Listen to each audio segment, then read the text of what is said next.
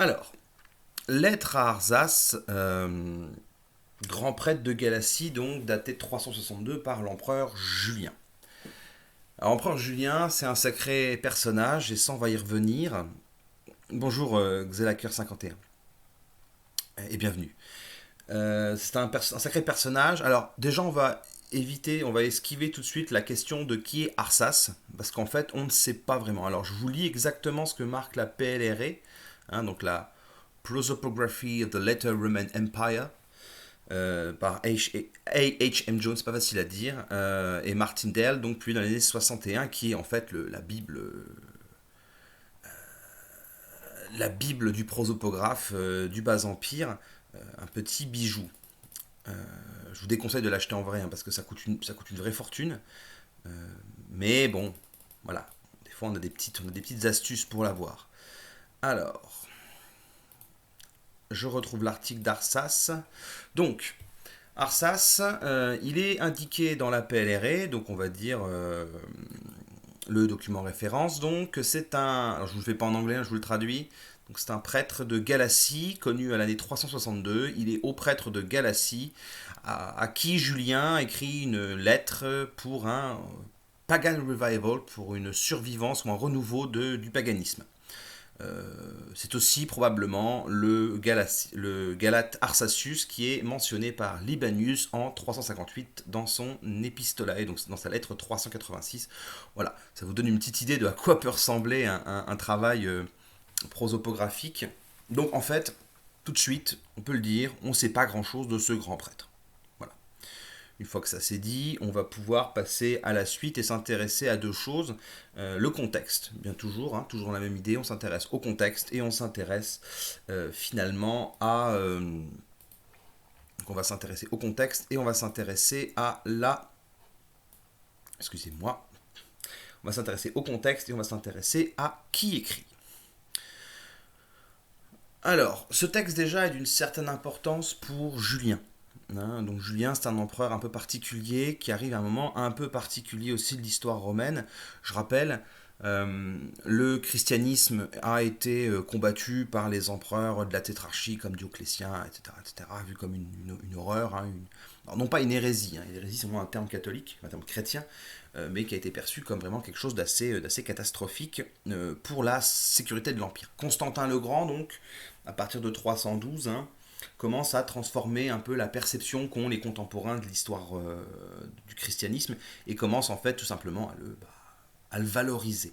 Alors attention, valoriser ne veut pas dire approuver, valoriser ne veut pas dire mettre en avant automatiquement. Il y va par étapes. Il n'est pas bête le Constantin, il sait très bien que si du jour au lendemain il interdit tout ce qui a été fait avant pour mettre de la nouveauté, surtout quelque chose qui 20 ans plus tôt était condamné, ça ferait un peu bizarre. Il ne faut pas faire de comparaison hasardeuse. Mais je sais pas moi, imaginez-vous qu'aujourd'hui on vous explique que vous, enfin, dans la longueur du temps dans les médias, on vous explique que telle croyance ou tel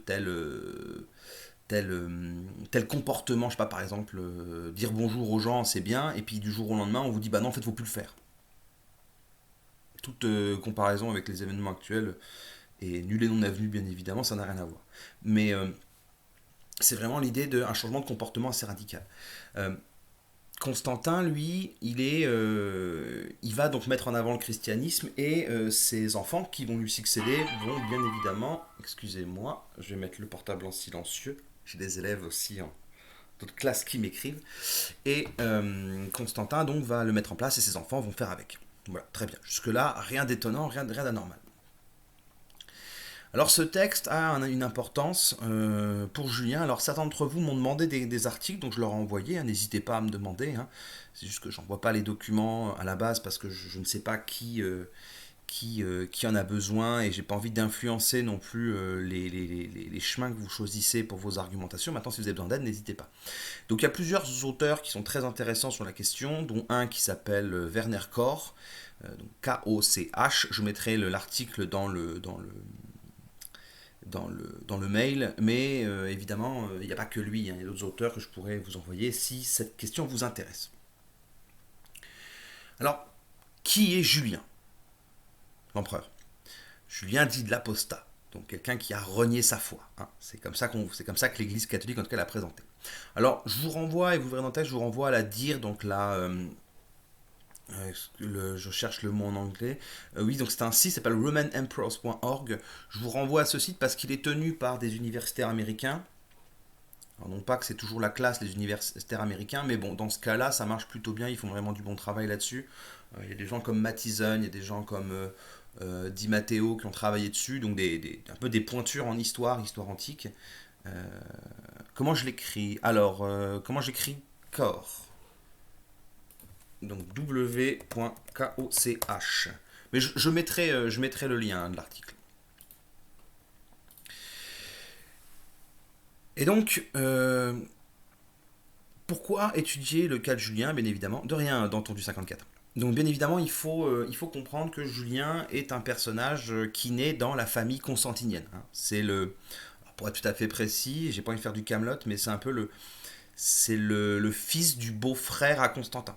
Donc voilà, c'est la famille assez éloignée, mais globalement c'est la famille. Et à l'époque, la famille impériale est très très large. Euh, alors au début, vous vous doutez bien, quand vous êtes dans la famille de Constantin, il est empereur, seul empereur, forcément ça se passe très très bien pour lui, il n'a pas de problème. À Cadoc, oui merci, bonjour Provençal le Gaulois, tu m'avais manqué. Euh, Son début de vie est vraiment une vie idyllique. Alors, par contre, il n'a pas de chance. En 337 se passe quelque chose de malheureusement assez commun et assez classique en histoire, même si c'est toujours un peu affreux, hein, d'y penser. Constance II, donc le fils de Constantin, avec ses frères, décide de massacrer toute la famille, hein, constantinienne en dehors de Troie. Alors l'objectif, bien évidemment, c'est d'écarter tout potentiel rival et tout potentiel usurpateur, hein. Ils ont un peu peur de ça, les usurpateurs, chez les Constantiniens. Alors ils vont un peu massacrer tout le monde, et on ne sait pas pourquoi, peut-être parce qu'ils étaient jeunes, donc Julien et son frère Gallus, G-A-2-L-U-S, sont épargnés. Voilà. Ils ont cette chance-là, mais vous vous doutez bien que ça va quand même marquer le jeune Julien. Et bon, certains auteurs en parlent mieux que moi, hein, je pense ceux qui ont fait des monographies sur l'empereur, mais pour beaucoup, ça marque quand même une cassure chez Julien, hein, de vraiment cet empereur qui tout d'un coup perd sa famille, presque à la Caligula. Et c'est pas anodin cette comparaison, elle n'est pas si anodine que ça, même s'il n'a pas ce côté sulfureux et fou. Il a quand même un peu ce côté grand réformateur qui veut tout changer parce que pour lui il y a un problème.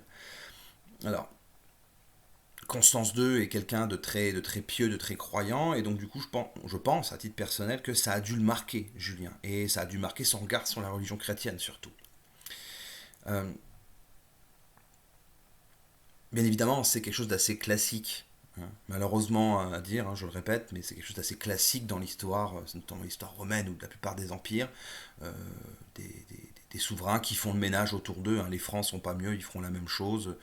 Je parle même pas des Visigoths qui s'entretuent entre frères, enfin c'est assez catastrophique pour la famille. Mais ça va aider ce bon vieux Julien. Alors Julien, comme son frère, n'est absolument pas fait pour régner sur l'Empire. Il a absolu, c'est un peu comme le prince Harry, vous voyez, il aurait dû être 18e dans l'ordre de succession.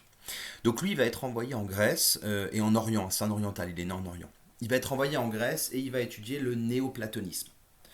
Alors il va aller quasiment parmi les plus grands philosophes de l'époque, il va beaucoup étudier la philosophie, beaucoup étudier l'histoire, la rhétorique, le droit. Bref, c'est excusez-moi le terme, c'est un intello. Julien, c'est un intello, c'est quelqu'un de très cultivé. Alors le néoplatonisme, je le fais de manière très synthétique pour un peu cette vidéo, mais on pourra en reparler par la suite si vous voulez à la fin du cours. Le néoplatonisme, c'est une nouvelle vision du monde. Je la résume en 2 secondes et demie. En fait, c'est l'idée que on reprend les idées de Platon, hein, c'est Plotin qui travaille ça notamment, et dans les idées de Platon, il y a l'idée de concept général, de souffle créateur, la pneuma.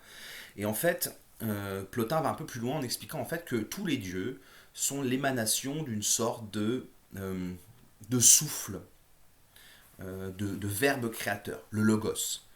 Vraiment, je synthétise, il y a des philosophes, vous m'excuserez, hein. Et le logos, finalement, c'est un peu ce souffle de vie qui a créé l'univers, qui a créé les dieux, etc.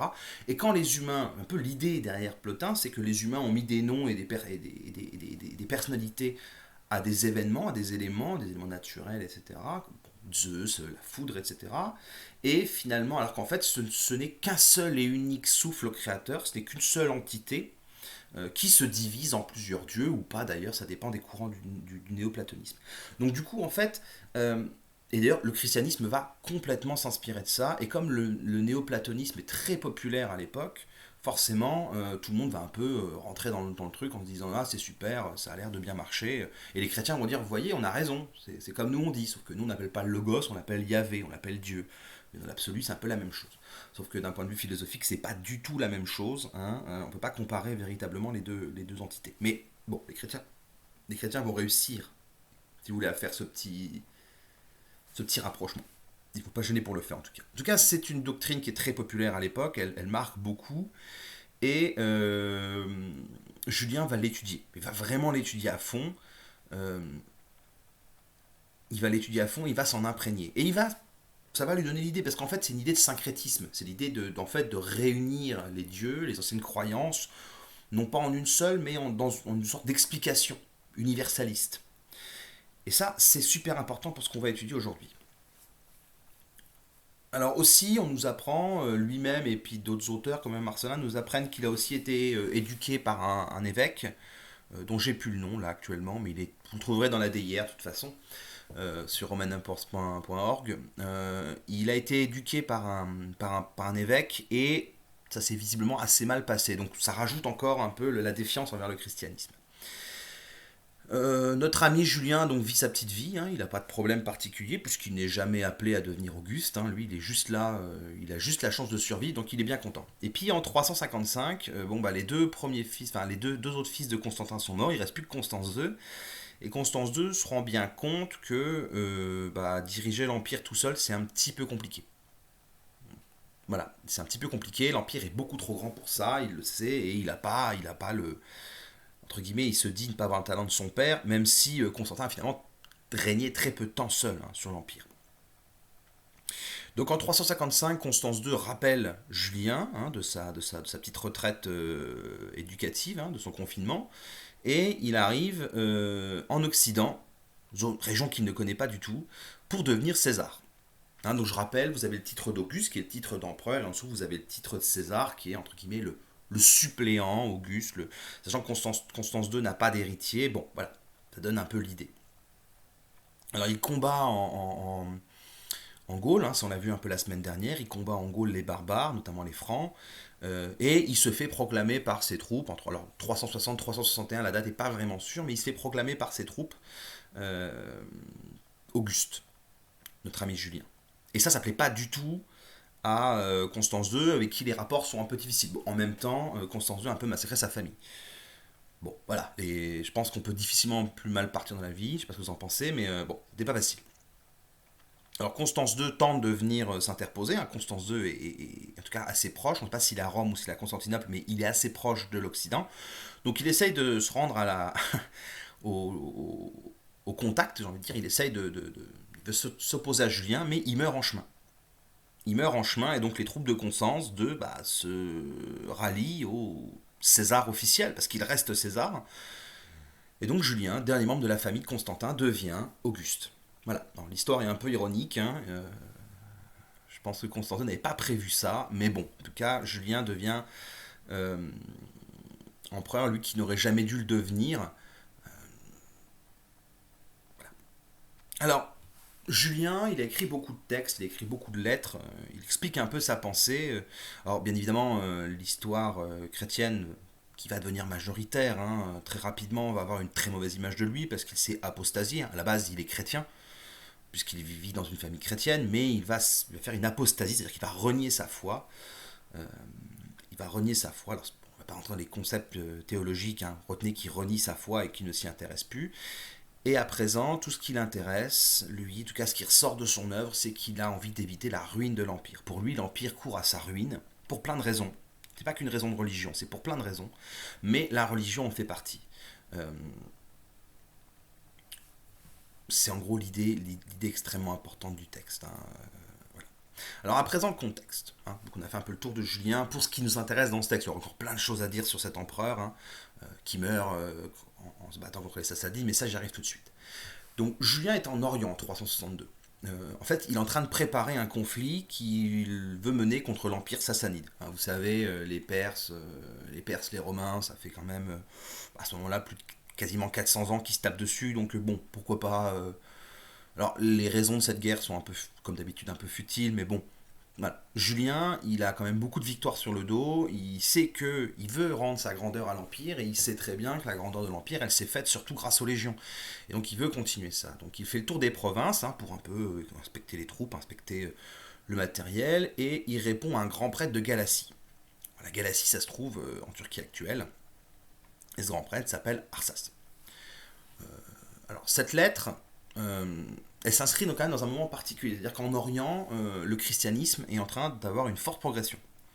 C'était déjà une religion très populaire avant, et quand je dis populaire, je ne le dis pas, on va dire, à la légère, hein. C'était vraiment une religion très populaire, mais depuis Constantin et Constanzo, alors là c'est l'explosion, beaucoup de monde rentre dans cette religion. Et ça évidemment, Julien, lui, il a passé des années avant en Occident, depuis 355, 361 en gros. Et il a vu que en Occident, par contre, ça prenait beaucoup moins bien. En tout cas, pas aussi vite. Et donc, je pense, hein, ça c'est là où on met son avis personnel, je pense que ça a dû le toucher, et qu'il a dû comprendre que l'Orient pouvait encore être sauvé, et que pour lui c'est un fléau. Hein. Alors, il le dit dans cette lettre, mais c'est pas là le pire où il en parle, hein, c'est dans d'autres lettres. Pour lui c'est un vrai fléau. Et donc il essaye de travailler avec ce grand prêtre, notamment dans cette région, pour essayer de résoudre ça. Alors, il y a un point extrêmement important. Qu'est-ce qu'un grand prêtre? Hein, donc le grand prêtre, ou le sacerdos provinciae en latin, je ne ferai pas je n'aurai pas l'outrecuidance de vous le dire en grec, hein, je ne suis pas sûr de comment ça se prononce, et si M. Fayel me regarde, il pourrait ne pas être satisfait. Alors, les sacerdos provinciae, c'est le représentant du culte impérial pour une province, à la base. Alors, je ne vais pas parler du sacerdos provinciae pendant le Haut-Empire, parce que très franchement, il y en aurait pour 3 heures de stream, et je ne suis pas sûr que ce soit véritablement ce qui nous intéresse. Mais retenez qu'à la base, c'est le représentant impérial, enfin du culte impérial. Alors, ce sont des gens extrêmement puissants, qui ont une place de choix dans les provinces, bien évidemment. Ils ont toujours des places dans les spectacles publics, à la curie des villes, ils ont toujours une place, parce qu'ils représentent non pas le pouvoir romain, mais ils représentent un peu la culture romaine, le génie romain. Vous savez, il faut bien comprendre que dans l'Antiquité, il y a vraiment très peu de distinction, finalement, entre, comment dire, entre la vie civile, la vie sociale et la vie religieuse. Les deux sont extrêmement liés. Et donc le culte impérial qui valorise l'empereur, le génie de l'empereur, et puis surtout le génie de la ville de Rome, hein, donc la ville comme une entité, bien évidemment, celui qui représente ça et qui est nommé par le pouvoir, lui, enfin, qui est élu, mais bon, en général, il est un peu choisi par le pouvoir. Cette personne-là est extrêmement influente et importante. Surtout, elle a des contacts. C'est tout autant un homme religieux qu'un homme politique. Mais bon, il a un fort aspect religieux avant tout. Ça reste un prêtre. Alors, ce qu'il faut bien comprendre sur ces grands prêtres, c'est que finalement, jusque-là, leur statut a assez peu changé depuis la création de l'institution du culte impérial. Alors, Constantin, lui, non, non justement, le Rome, c'est pas bon. Il n'y a pas c'est vraiment une construction assez nouvelle. C'est un peu comme le grand prêtre d'un temple finalement, mais lui, il chapeaute tout le culte impérial sur une région, et donc il a à la fois cette mission, on va dire, cultuelle, hein, rendre les hommages, mais surtout il a une mission aussi sociale de représentation, quoi.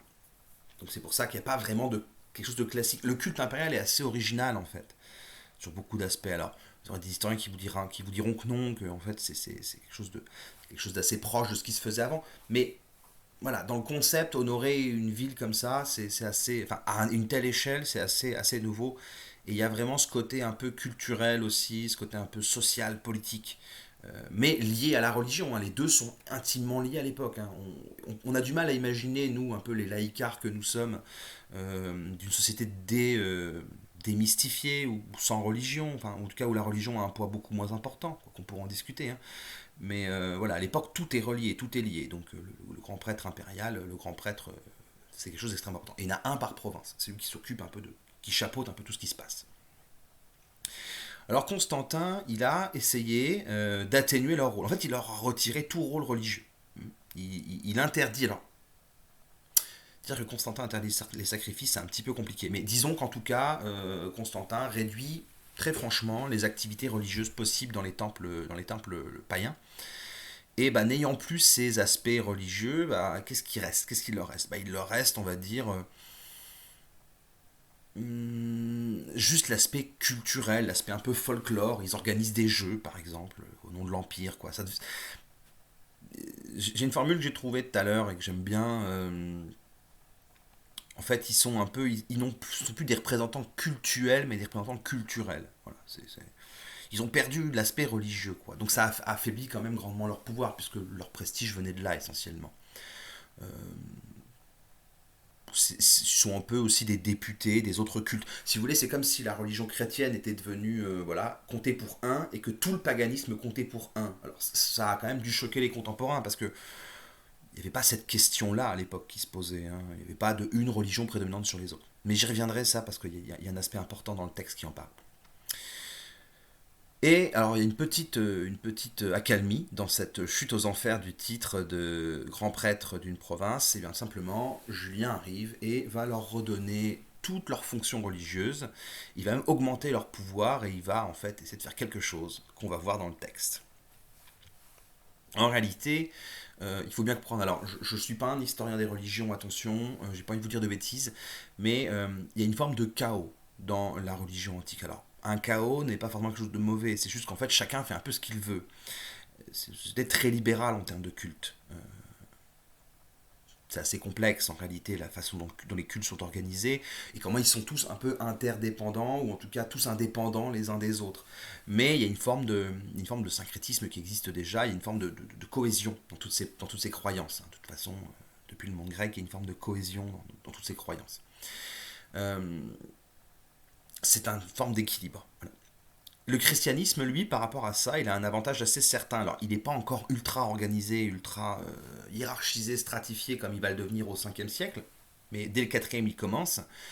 Euh, mais il s'organise très vite, et il a une hiérarchie qui est facilement identifiable. Diacre, prêtre, évêque, archevêque, etc., etc. En Occident, le pape va arriver, enfin le pape est déjà là, mais le pape prend de plus en plus d'importance. Donc du coup, voilà, il y a une hiérarchie qui se met facilement en place. C'est assez simple. Je n'ai pas dit que c'est une religion simpliste, hein, mais c'est une religion simple dans la mesure où elle se lie assez facilement, elle se découvre assez facilement. Et il y a les autres cultes, cette myriade d'autres cultes où chacun croit un peu en ce qu'il veut, bah, ils sont un peu dépassés par cette espèce de religion toute puissante qui a le vent en poupe et qui en plus c'est la définition même, donc je m'excuse si ça choque, mais profondément intolérante. Elle ne tolère pas que d'autres croient en d'autres dieux qu'en l'unique. Alors ce qu'il faut bien sentir aussi, et ça c'est une réalité qu'on n'a pas souvent, c'est qu'à l'époque, notamment en Occident, peut-être plus qu'en Orient, mais tout de même, euh, beaucoup de gens continuent à croire dans les anciens dieux. C'est juste que, après tout, Jésus, Dieu, bon voilà, ça en fait un de plus finalement. Les dieux ont ce côté quand même un peu utilitaire où on les prie parce que bah, on a besoin d'eux, et donc du coup, bah, si on a deux de plus, ça veut dire que deux de plus peuvent nous aider. Pourquoi pas? Pourquoi pas? Je pense que c'est quelque chose qui se trouve assez souvent en Occident. Alors, petit à petit, hein, c'est petit à petit que l'Église impose une croyance, on va dire, unique, croyance extrêmement codifiée. C'est petit à petit par le credo de Nicée en 336. Voilà, on monte petit à petit on va dire, crescendo dans l'interdiction. Au démarrage, elle n'est pas aussi intolérante, mais elle a ce côté un peu intransigeante avec la foi. Euh, Et il faut bien comprendre que la religion chrétienne va aussi très vite se rendre compte que par moment, elle ne peut pas imposer son culte. Elle ne peut pas l'imposer parce qu'en réalité, il y a des pratiques qui sont liées à des territoires, hein, Je vous prends un exemple en Occident, vous avez la fête des Crécelles, vous avez plein de dans le nord de la France, vous avez plein de fêtes traditionnelles qui en fait trouvent leur origine dans des croyances anciennes, des fois même celtiques, hein, pour l'Occident. En Orient, c'est la même chose, des processions, énormément de choses comme ça. Et en général, ces processions, ces rites, ils viennent d'anciennes pratiques. Et en fait, la religion chrétienne va très vite comprendre qu'elle ne peut pas déraciner ces pratiques parce qu'elles font partie intégrante de l'histoire des cités ou l'histoire des régions.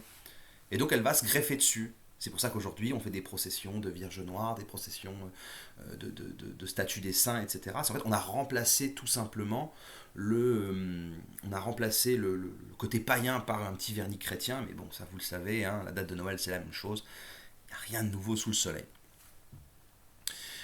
Alors, comme le dirait Werner Koch, enfin Koch, euh, Julien, lui, il aime pas ça. Il aime pas ça et il veut contrebalancer cette mainmise de l'Église chrétienne. Il veut la contrebalancer. Alors, ce texte est très intéressant. Pourquoi?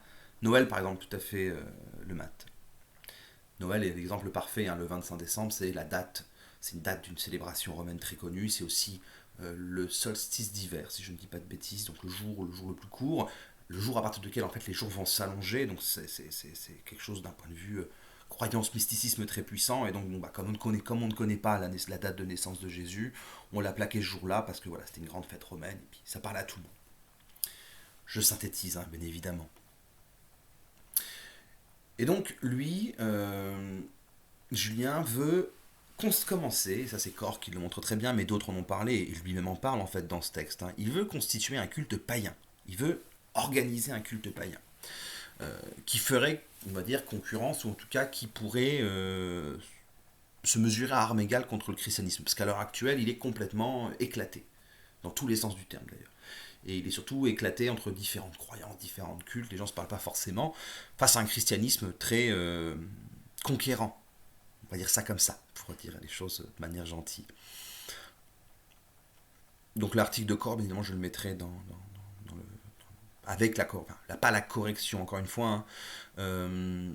C'est pas une correction ni un commentaire, ce que je fais, c'est vraiment apporter des éléments en plus pour ceux qui l'ont fait avoir peut-être des éléments en plus, même si encore une fois, si votre argumentaire n'a pas suivi exactement mon cheminement, c'est pas grave. Hein. Enfin, les arguments, vous avez très bien pu trouver d'autres choses à dire et elles sont tout aussi justes si elles sont bien argumentées. Là n'est pas la question.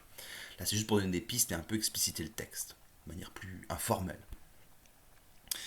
Alors pourquoi et comment fonder une église païenne? C'est un peu la question qu'on pourrait se poser, une question relativement simple, on pourrait l'affiner, mais on va dire que je vais la faire de manière la plus synthétique possible pour prendre le texte dans son ensemble.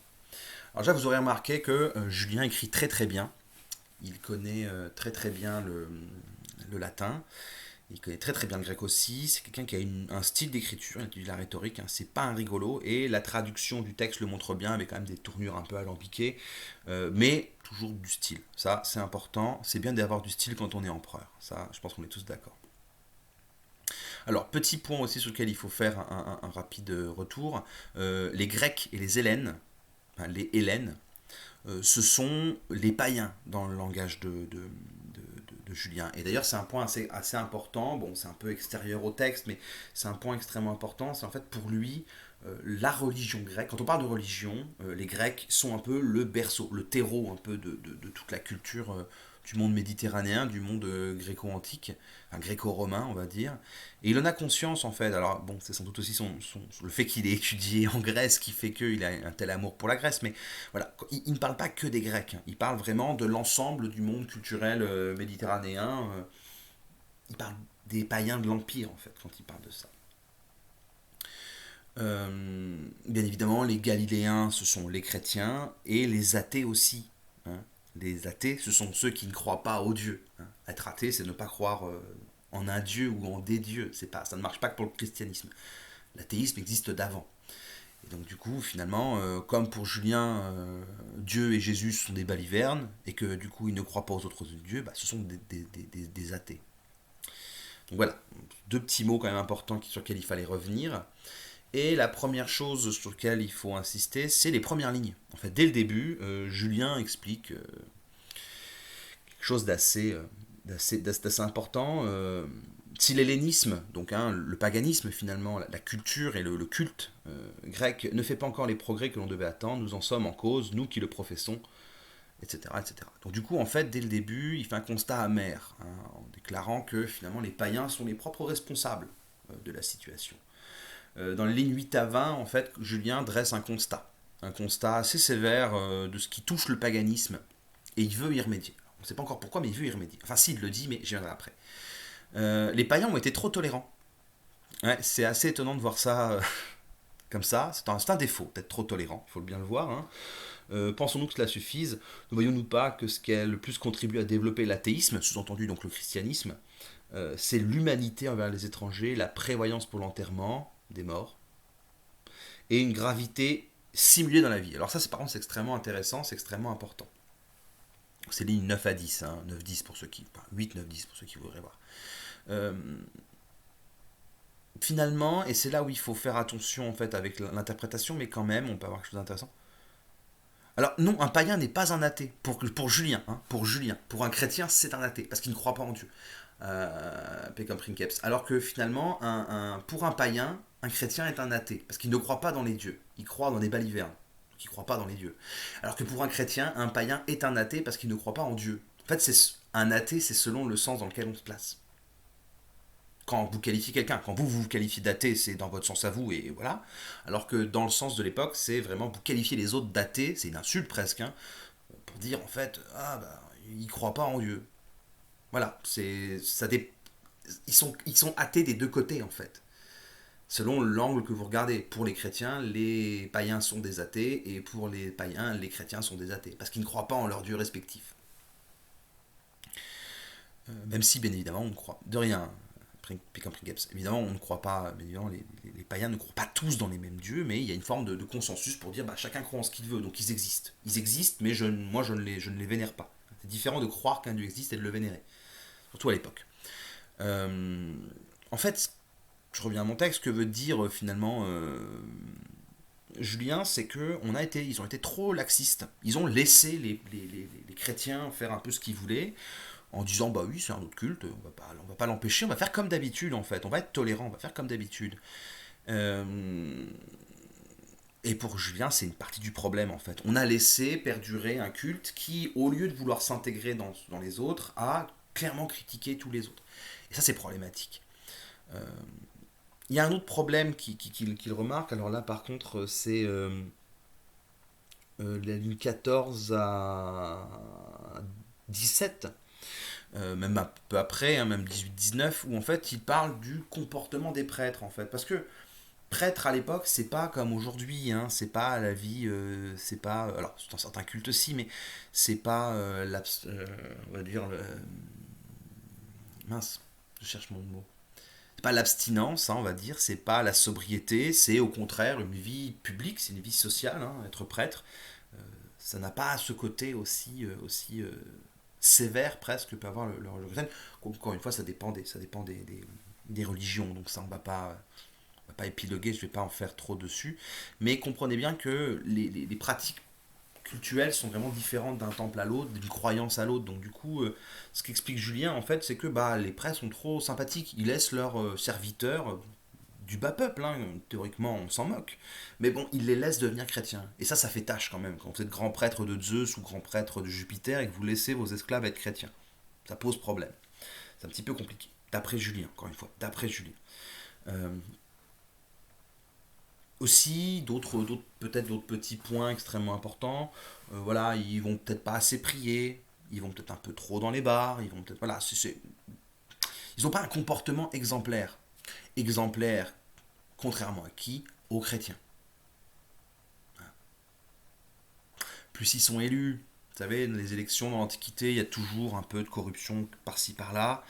Voilà, donc ils ont peut-être une petite image de corrompu, c'est peut-être pas terrible, donc du coup forcément, voilà, Julien se rend compte de ça, il dit bah ouais, la religion hellène, elle est peut-être un peu trop libérale, les gens font peut-être un peu trop ce qu'ils veulent, il faudrait remettre de l'ordre là-dedans. Et là on arrive sur la première idée de corps, un peu la première idée qui va un peu guider notre travail, c'est l'idée de s'inspirer du christianisme, en tout cas de prendre les mêmes armes pour le combattre. Première idée de dire il faut qu'il y ait plus de, finalement, plus de, de, de, de probité et plus de choses vraiment importantes, plus de choses, on va dire, sérieuses, un comportement plus sérieux de la part des prêtres pour pouvoir concurrencer les catholiques, enfin les chrétiens qui, eux, s'en vantent en tout cas. Oui, voilà, oui, effectivement, le maths, c'est un peu une ligne directrice, un retour, une forme un retour. Je ne sais pas si on peut parler d'un retour véritablement, parce qu'il n'y a pas de retour à l'ordre.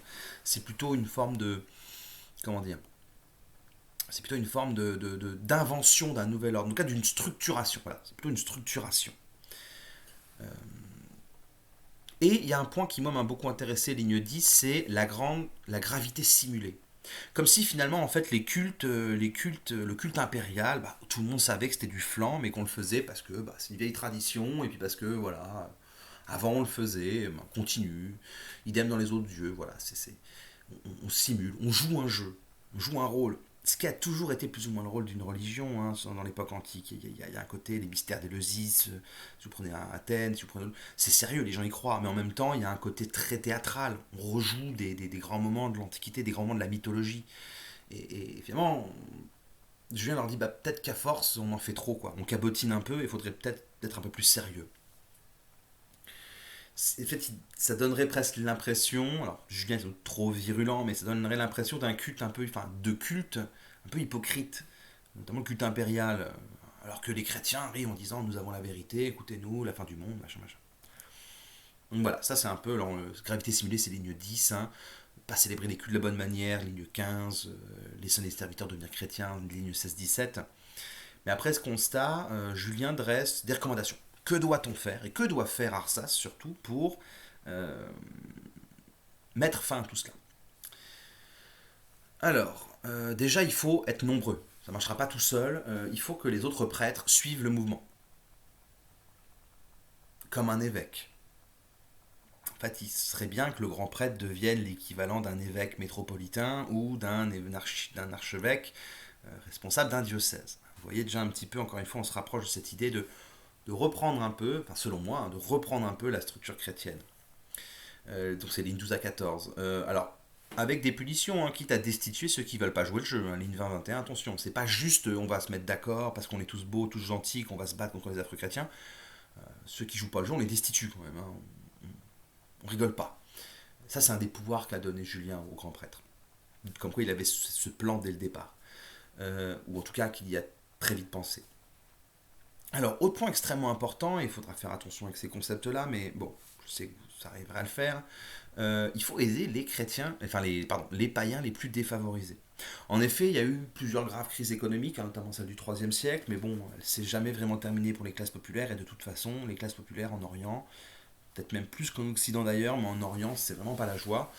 Et en fait, il faut les aider, ces gens-là. Parce qu'une des tactiques, c'est comme ça que Julien le voit, une des tactiques des chrétiens, les Galiléens comme ils l'appellent, ils s'en portent contre eux, hein, ligne 29-31, c'est de nourrir les païens. Ben oui, parce que les chrétiens pratiquent l'aumône et le partage. Ce que ne font pas, ou ce que ne font plus, ça dépend de quel côté on se place, les païens. Alors, c'est une sorte de message assez intéressant. Julien demande en fait aux prêtres de quitter leur petit confort matériel, hein, il va falloir un petit peu serrer la ceinture, et d'imiter les chrétiens. Et d'en fait de commencer à faire de la distribution de nourriture. Hein, il l'explique. Il a lui-même en plus pris des dispositions pour ça, donc il favorise cet élan de générosité au nom du culte.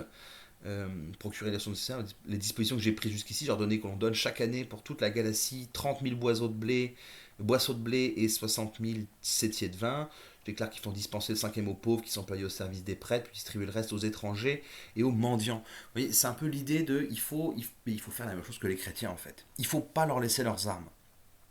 Parce qu'ils arrivent à endoctriner, je mets des gros guillemets, endoctriner du monde grâce à cette espèce de gentillesse, de bienveillance, le mot, mais en fait c'est une technique pour attirer du monde, quoi, profiter des gens dans le besoin et on va dire essayer de les convaincre que bah, regardez, nous on fait des choses bien, c'est que notre religion elle est bien. Et donc du coup, Julien il a bien senti ça, et il veut surtout qu'on arrête, qu'on empêche les chrétiens de le faire. Donc, vous voyez, d'un certain côté, il y a des recommandations, mais en même temps, il y a une grosse critique du christianisme. Hein. Il accuse ça quand même un peu d'hypocrisie. Mais bon, voilà, s'il faut se battre à armes égales, on va faire les mêmes choses. Donc là encore, il y a cette idée d'imiter. Et évidemment, en fait, il a raison. Si on va plus loin, il a raison parce qu'en fait, en Orient, alors en Occident, c'est un petit peu différent. C'est plutôt les couches aisées qui vont commencer à être touchées. Même si au départ, il y a un débat encore entre historiens pour savoir si c'est plutôt les couches sociales urbaines basses, on va dire les classes populaires basses, les classes populaires tout court, pardon, urbaines de l'Empire d'Occident qui vont être touchées en premier par le christianisme, donc qui vont en tout cas y adhérer. On sait en tout cas que c'est surtout de l'aristocratie qui au IVe siècle va s'y ranger. D'ailleurs, c'est là que ça intéresse, il y a ma thèse là-dessus, un peu plus ou moins. Alors pas que là-dessus, mais qui en parle. Voilà, c'est à ce moment-là que l'aristocratie se met dans le rang parce que on comprend en fait que. Alors en Orient, c'est pas du tout la même chose. En Orient, c'est vraiment une religion. C'est une religion populaire, le christianisme. C'est une religion parce que encore une fois, il y a de graves disparités. Il y a des inégalités économiques pour la peine. Vous n'avez même pas idée. Je pense qu'on n'a même pas idée de comment ça pouvait être à l'époque. Et donc du coup, finalement, en promettant le paradis après la mort, en promettant en fait de subvenir à vos besoins par une grande communauté de partage, d'entraide. Forcément, ça plaît bien en Orient. Au-delà des considérations religieuses, hein, je ne suis pas théologien, je ne pourrais pas en définir pourquoi, mais en tout cas, d'un point de vue social, ça a du sens. Donc, Julien, peut-être un petit peu extrême dans ses constats, pas du tout en fait, parce qu'il il a bien compris le terreau dans lequel ça fonctionnait. Ça montre encore une fois que c'est un érudit, hein, c'est pas un idiot, Julien. C'est pas un anti-chrétien de base. Euh, alors, ce terrain, on va dire, de l'aumônerie, de la solidarité, ça n'a jamais été vraiment le terrain du paganisme, hein. Alors oui, on organise des jeux, on organise des fêtes où on nourrit les gens, alors pauvres. Mais dans les lignes 13 à 46, voilà, on voit bien ça, hein, c'est un gros passage, mais on comprend bien en fait que c'est pas l'habitude des chrétiens, des païens, c'est pas du tout leur. 23, pardon, ligne 23 46, c'est pas du tout dans leurs habitudes de faire ça en réalité. Alors, il y a des distributions de nourriture, il y a des choses comme ça, mais finalement, c'est pas trop l'objectif, quoi. C'est pas trop l'objectif de la religion païenne. Mais ça, j'y reviendrai après. Il y a un passage aussi extrêmement intéressant, donc ligne 47 en 56, où en fait, il demande aux prêtres de ne pas rencontrer les gouverneurs en dehors de leur temple. Alors, on pourrait voir deux explications. La première, la plus simpliste, serait en fait une vision, et les deux, je pense que les deux sont justes, hein, elles se complètent. Euh, Finalement, Julien demande aux prêtres de ne pas se mêler des affaires politiques du siècle. Les gouverneurs sont des responsables politiques, ils sont nommés par le pouvoir. Voilà, on les retire pas comme ça, hein, mais ils sont nommés par le pouvoir. Il ne faut pas se mêler à eux, il faut pas que les prêtres s'abaissent à ça, entre guillemets. Ils doivent les recevoir dans leur temple, où ils sont les maîtres, où la loi divine, hein, comme il le dit lui-même, c'est du 47, la loi divine les protège, et ils ne doivent pas s'abaisser, on va dire, à aller faire des flagorneries, des flatteries à des gouverneurs. Ça nous confirme aussi autre chose, quand il nous dit, la ligne 55-56, ceux qui lui obéissent font preuve d'une vraie pitié, hein, donc on parle de la loi divine, la loi des dieux, la loi du paganisme. Ceux qui lui obéissent font preuve d'une vraie piété, ceux qui s'obstinent dans leur orgueil sont des arrogants et des vaniteux. Alors les arrogants et les vaniteux, ce sont des gouverneurs chrétiens, des hommes politiques chrétiens. Et oui, ça existe. Surtout que Julien, c'est qu'une parenthèse, faut pas l'oublier. C'est qu'une petite parenthèse dans un retour du paganisme. Alors qu'en réalité, ça fait quasiment 30 ans, 40 ans maintenant que le christianisme a le vent en poupe. Et donc beaucoup de gouverneurs doivent être chrétiens.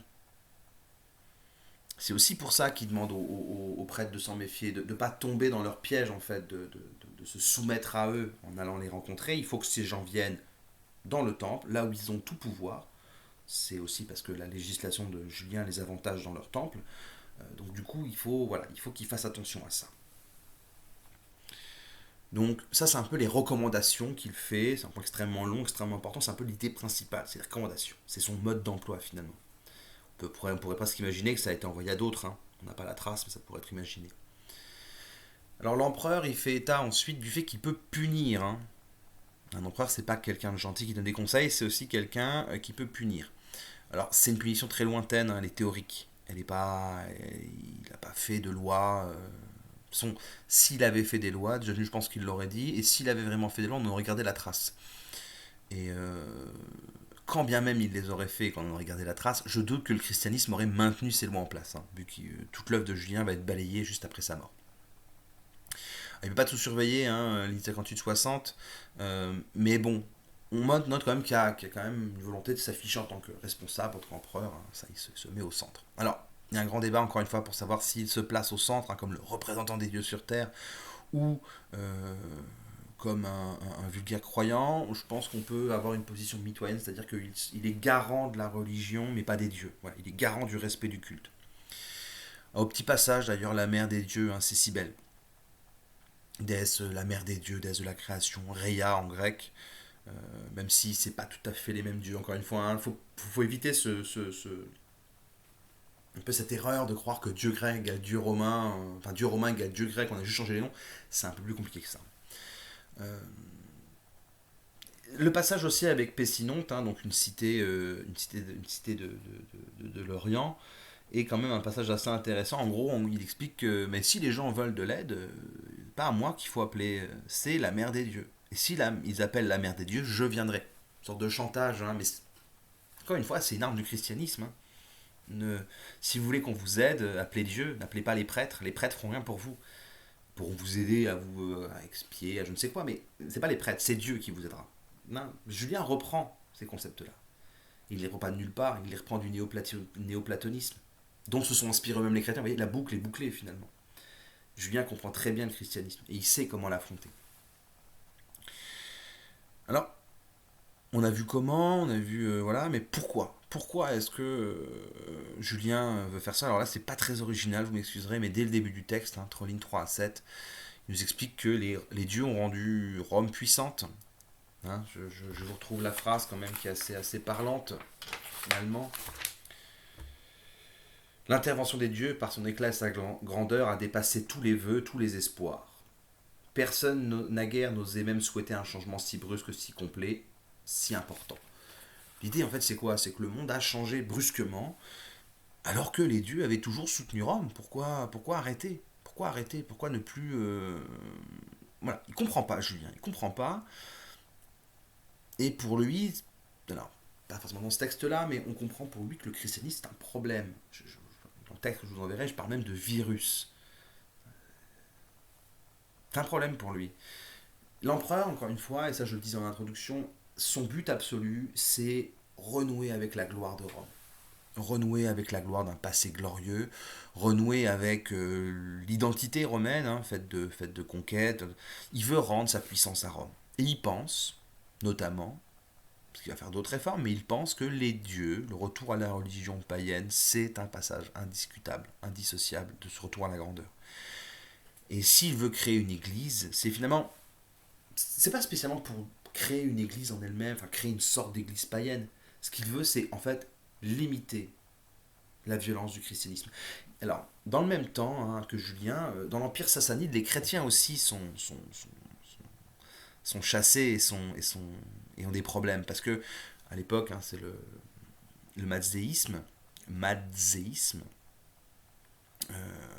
voire le, le manichéisme qui sont les religions dominantes en Perse, et évidemment les chrétiens s'y opposent, et les Perses, eux, sont un peu moins tolérants.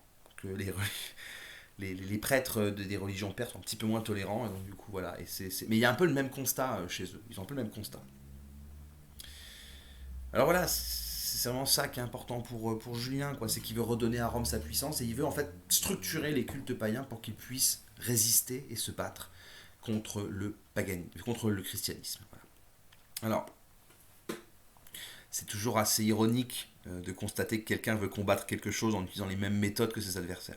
Après, c'est pas délirant, c'est pas bête. Et encore une fois, dire qu'il a voulu utiliser les mêmes méthodes, c'est un petit peu hypocrite de ma part, puisque finalement les chrétiens ont utilisé les méthodes philosophiques, notamment du néoplatonisme, pour justifier leur comportement. Alors, justifier les grandes lignes, la théologie, hein, après ce qu'ils en font c'est autre chose. Alors que Julien, lui, il a étudié le néoplatonisme, donc il connaît très bien. Encore une fois, j'insiste beaucoup là-dessus, mais Julien connaît très bien. C'est pas un anti-chrétien qui n'y croit pas et qui trouve que c'est débile. Au contraire, il n'y croit pas, il doit trouver que c'est débile, mais il connaît comment les chrétiens fonctionnent. Il sait comment ça fonctionne. Il vient d'une famille extrêmement chrétienne, il a étudié ça, il a étudié aussi avec un évêque, mais il a étudié aussi le néoplatonisme, donc je pense, et c'est ce qu'il semble démontrer, qu'il a saisi quels sont les ressorts psychologiques qu'utilisent les chrétiens pour se développer. Et lui, il veut combattre ça. Il veut combattre ça. Alors, il utilise un peu les mêmes méthodes, quoi, l'intolérance, on va dire une espèce de clergé organisé, je vais pas dire hiérarchisé encore, mais organisé, uni, l'aumône-pauvre, l'idée de ne laisser personne sur la route, enfin, d'aider son prochain, enfin, voilà. La grande difficulté finalement, et c'est là où il va falloir faire un peu attention à ces concepts-là, parce qu'ils sont contemporains, mais voilà, je pense que vous sentirez bien l'analogie, c'est qu'il demande à une société complètement libérale, d'un point de vue culturel, complètement libérale, il lui demande, encore une fois, hein, la cité romaine n'est pas spécifiquement libérale économiquement parlant. On pourrait en débattre, mais y a un petit peu de ça quand même, mais bon, on ne peut pas vraiment comparer avec nos époques à nous, c'est pas le même libéralisme. En tout cas, ce qui est sûr, c'est qu'il demande à une société qui culturellement est libérale de se transformer pour contrer des pensées, on va dire, qui soient quand même plus fermées, hein, moins libérales pour la peine. Hein. Il y a moins de liberté dans le christianisme que dans le paganisme, je pense que c'est évident, euh, mais qui séduisent les pauvres en fait. On ne peut pas en parler de société redistributive, mais il y a de l'idée, il y a quelque chose de ça en fait. Les riches qui rentrent, les grandes familles aristocratiques qui rentrent dans les ordres, dans l'église, souvent elles donnent surtout en Orient, leurs économies, elles donnent leur argent, leur vaisselle, et cet argent sert à payer des repas aux pauvres. Donc finalement, en fait, il demande aux païens de faire une véritable révolution, et c'est surtout pour ça que ça ne va pas marcher. Hein, là, je vous dis, il faut jamais partir dans les explications plus loin, mais là, je me suis permis un petit peu. C'est pour ça que ça ne va pas marcher. Parce qu'il demande en fait un changement qui est beaucoup trop brutal. Encore une fois, soyez très prudents avec ces concepts contemporains. Moi, je vous déconseille de les mettre dans vos copies, mais au moins l'avantage, c'est que ça donne une idée, ça donne une représentation. Peut-être pas juste, mais au moins ça donne une représentation. Donc voilà, en fait, quoi qu'il en soit, Julien a un plan, inspiré par son éducation et son expérience surtout, sa connaissance du monde chrétien, puis son expérience un peu traumatique à lui. Il connaît le monde chrétien, il sait comment lutter contre lui. Malheureusement, il ne pourra pas le mettre en œuvre. Voilà. Alors pourquoi? Parce qu'il meurt en 363 lors de sa campagne contre les Sassanides. Voilà, voilà. Donc en